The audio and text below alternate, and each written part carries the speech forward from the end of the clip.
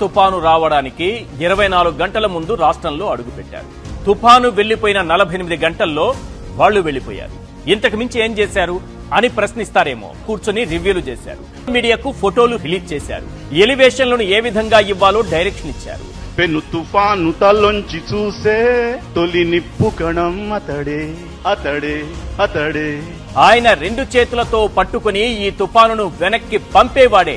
ఆ రోజులు కూడా వస్తాయని ఒకరంటే, తుఫాన్ వచ్చినా, ఉప్పెనొచ్చినా, సునామీ వచ్చినా జగన్ అన్న సైన్యం మాత్రం తుఫాన్ అయినా ఆపేస్తుంది, సునామీ ఆపేస్తుంది, భారీ వర్షాల్ని సైతం అక్కడే నిలబెడుతుంది. కేజీఎఫ్ ను మించి ఎలివేషన్లు ఇచ్చారు.